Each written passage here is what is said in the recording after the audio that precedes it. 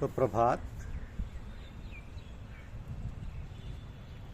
सदगुरु के चरण कमल, ये हमारी आज की आध्यात्मिक चर्चा का विषय। सदगुरु के चरण कमल। मनुष्य के कारण शरीर अथवा पार ब्रह्मांड शरीर में खोपड़ी के मध्य में जिसे तालु स्थान कहते हैं, वहीं सतलोक के अधिष्ठाता सतपुरुष हैं। सतपुरुष का स्वरूप प्रकाश एवं शब्द है।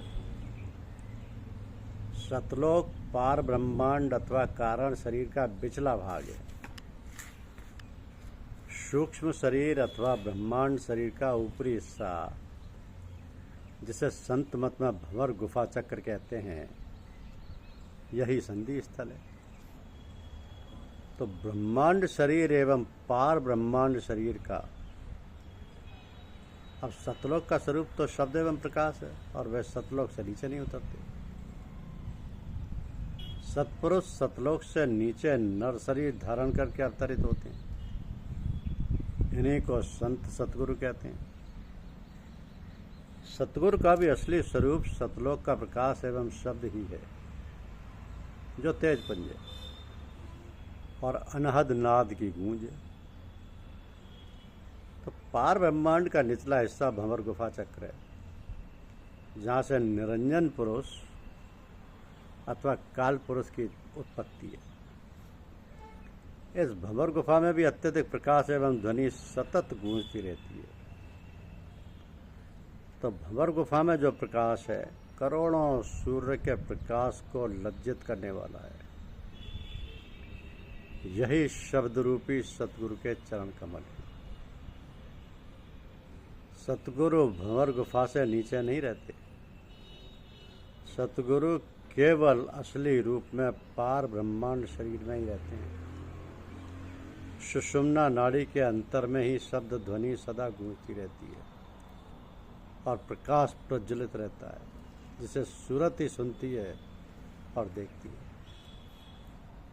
तो संत के निरख चरण और माथा, सत का नूर रहे जिन साथा।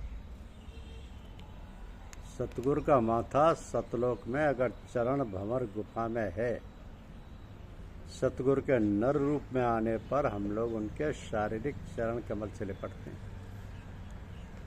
सतगुरु के शारीरिक चरण कमल की सेवा करने से ही शिष्य के अंतर्गति की प्राप्ति होती है, और सुरत शब्द योग की लगन से कमाई करने से शिष्य एक दिन सतगुरु के भंवर गुफा वाले शब्द रूपी चरण कमल में पहुंच जाएगा। अंतर भंवर गुफा में भी जो सतगुरु के चरण कमल हैं, और प्रकाश और ध्वनि के रूप में हैं। तो चरण कमल की ये विशेषता है कि जैसे कमल का फूल खिलता है तो पानी में है, उसकी जड़ पानी में रहती है, लेकिन कमल के फूल पर पानी ठहरता ही नहीं।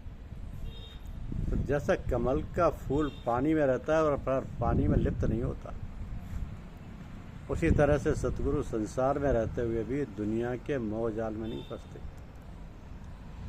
सतगुरु शिष्यों की भलाई के लिए नर शरीर धारण करते हैं। शिष्यों को दुनिया से उबारते हैं और संसार में रहकर शिष्यों को सूरत शब्द योग के सहारे काल जाल से निकालते हैं। तो बने तो सतगुरु से बने, नहीं बिगड़े भरपूर। तुलसी बने जो और से, तब अनिवे पड़ती। हमको सतगुरु की दया लेकर संसार में रहते हुए फंसना नहीं चाहिए। पचो मत आए इस जग में, जानिए रैन का सपना। ये शिक्षा हमें सतगुरु के चरण कमल से मिलती है। जैसे कमल का फूल पानी में रहते हुए भी पानी में लिप्त नहीं होता, उसी प्रकार सतगुरु अपने शिष्यों के कल्याणार्थ अनेक प्रकार के खेल खेलते और खिलाते हैं, मगर सतगुरु इनमें लिप्त नहीं होते। अतः कल्याण के इच्छुक शिष्यों को सदगुरु के चरण कमल की शरण ग्रहण करनी चाहिए। द्वार धनी के पड़ा रहे, धक्का धनी के खाए। कबहू तो धनी निवाजे ही तो द्वार छोड़ नहीं जाए। तो जो शरीर संसार के परे है वो अविगत सत्ता, जिसे हम आत्मा परमात्मा कहते हैं। अर्थात यदि हमें अविगत को पाना है तो विगत यानी शरीर संसार के परे जाना होगा। शरीर के 5 ज्ञानेंद्रियों से हम स्वाद ही तो ले रहे हैं। आँखों से रूप का स्वाद, कान से शब्द का स्वाद, नाक से गंध का स्वाद, जीभ से सटरस व्यंजन का स्वाद, त्वचा से स्पर्श का स्वाद। स्वाद अर्थात मजे ले रहे हैं। और फिर धीरे धीरे यही मजा बदलता जाता है सजा में। स्वाद से चले थे, मजा लेते लेते सजा तक आप पहुँचे। इंद्रियां असमर्थ हो गई हैं, किंतु भोगने की लालसा और बलवती हो गई। यही बलवती लालसा भोग कामना अगले जन्म का राजमार्ग तैयार कर रही है। तो परम संत पथिक जी कहते हैं कि यदि रह गई हैं कुछ वासनाएं, उनके लिए फिर आना ही होगा। तो इंद्रियों के स्वाद ने हमें कहाँ पहुंचा दिया? आवागमन के भंवर जाल में फंसा दिया, पुनर्जन्म के दलदल में धंसा दिया। इंद्रियों का स्वाद तो क्षणिक संतुष्टि देकर अस्वाद विषाद में बदलता जाता है। ये उसकी नियति है, मजबूरी है, सीमा है। किंतु इंद्रियों के स्वाद तो उसके ऊपर है आत्मा का परम स्वाद, अमित तोष, जिसकी परम आनंदमयी रसानुभूति शाश्वत है, सनातन है। इसी परम स्वाद का सतत सनातन रसास्वादन है मानव जीवन का चरम लक्ष्य। तो इंद्रिय का स्वाद है मेरा आत्मा का परम स्वाद है। तेरा अर्थात स्वाद बदले परम स्वाद में, मेरा बदले तेरा में। इन्हीं शुभ कामनाओं के साथ जीवन गुजर जाता है। जीवन ऐसे ही गुजर जाता है। तो लक्ष्य की प्राप्ति अवश्य होनी चाहिए। लक्ष्य की प्राप्ति के बिना जीवन का कोई अर्थ नहीं। मनुष्य योनि में जन्म लेने का अर्थ क्या है अगर हमने जीवन के लक्ष्य को ही प्राप्त नहीं किया तो? और यह जीवन के लक्ष्य प्राप्त करने के लिए कुर्बानी देनी होगी। वर्ष 84 की बात है, कोलकाता में उन दिनों चैतन्य लीला नाटक की धूम मची हुई थी। कुछ भक्तजन स्वामी रामकृष्ण परमहंस को महान भक्त चैतन्य महाप्रभु के जीवन पर आधारित इस नाटक को दिखाने के लिए नाट्यगृह ले गए। विनोदनी दासी नामक नगर वधू ने चैतन्य लीला में सजीव अभिनय किया। स्वामी रामकृष्ण परमहंस उसका भक्तिपूर्ण अभिनय देखकर अभिभूत हो गए। उनकी आंखों से अश्रुधारा प्रवाहित होने लगी। तो नाटक की समाप्ति के बाद जब विनोदनी दासी ने दर्शक दीर्घा में स्वामी रामकृष्ण को बैठे देखा तो वह भागी भागी उनके पास पहुंची तथा उन्हें प्रणाम कर गदगद हो उठी।